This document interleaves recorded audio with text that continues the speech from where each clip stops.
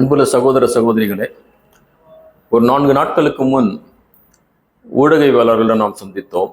குறிப்பாக young journalist, ஊடகவியலை படித்துக் கொண்டிருக்கின்ற மாணவ மாணவிகளை சந்தித்தோம்.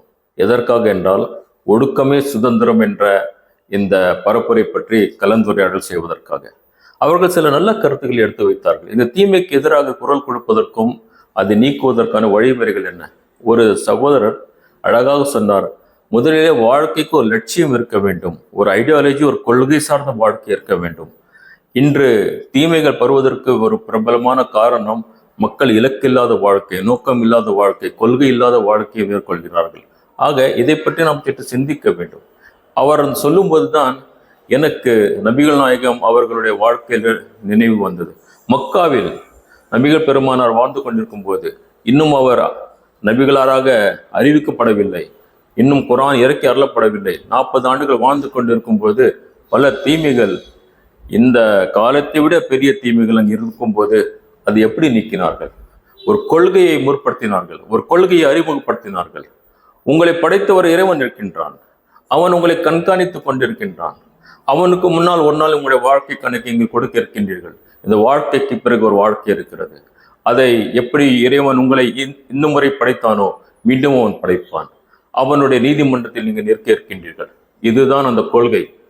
இந்த செய்தி மக்களுடைய உள்ளங்களில் சேருவதற்கு பல ஆண்டுகள் ஆகின. பல கேள்விகளோடு எழுப்பினார்கள். ஆனால் குர்ஆன் அதற்கு வார்த்தைக்கு வார்த்தை பதில் சொன்னது. அவர்களை அதை மனதில் பதியும்படி சொன்னது.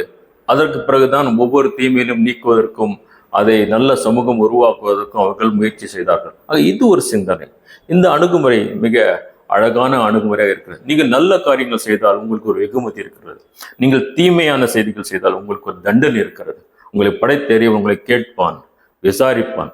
ஆகவேதான் பெருமானார் அவர்கள் சொன்னார்கள், உன்னுடைய இளமையை நீ கண்காணித்துக்கொள், ஏனென்றால் உன்னுடைய இளமை பற்றிய மறுமையில கேள்வி இருக்கிறது. உன்னுடைய இளமை எவ்வாறு கழித்தாய்? நீ நினைப்பது போல் வாழ முடியாது. உன்னுடைய இந்த உடலும் இந்த உறுப்புகளும் உன்னை படைத்த இறைவன் கொடுத்தது. ஆக இதை நீ வைத்து நல்ல காரியங்கள் செய் என்று மறுமையிலே இளமையை பற்றியான கேள்வி இருக்கிறது சொன்னார்கள்.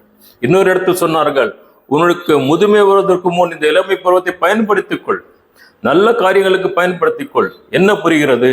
இது சதா இளமை அல்ல. இதற்கு பிறகு ஒரு முதுமை வர இருக்கிறது, அதற்கு பிறகு ஒரு மரணம் வர இருக்கிறது, அதற்கு பிறகு ஒரு மறுமை வர இருக்கிறது, அதற்கு பிறகு ஒரு கேள்வி விசாரணை இருக்கிறது. நல்லவர்களுக்கு நற்கூலியும் தீயவர்களுக்கு தண்டனையும் இருக்கிறது. இது தீர்வாக, ஒரு கொள்கை சார்ந்த தீர்வாக நபிகள் நாயகம் சமர்ப்பித்த பிறகுதான் அங்கு நன்மைகள் மலர ஆரம்பித்தன. அங்கு தீமைகள் கொஞ்சம் கொஞ்சமாக அது சென்று ஒரு நல்ல சமூகம் உருவாகியது. அதை நம்முடைய வரலாற்றில் பார்க்கின்றோம். உங்களுடைய சிந்தனைக்கு அதை விடுகின்றேன். எத்தகைய கொள்கையை சமர்ப்பித்தால் நம்முடைய இளைய சமூகம் நல்ல தன்னுடைய வாழ்க்கையில் மலர்ச்சியும் வெற்றியும் பெறும் என்பதை நாம் சிந்தித்து நம்முடைய வாழ்க்கையை அலங்கரிக்க முயற்சி செய்வோம். எல்லா புகழும் இறைவன் ஒருவனுக்கு.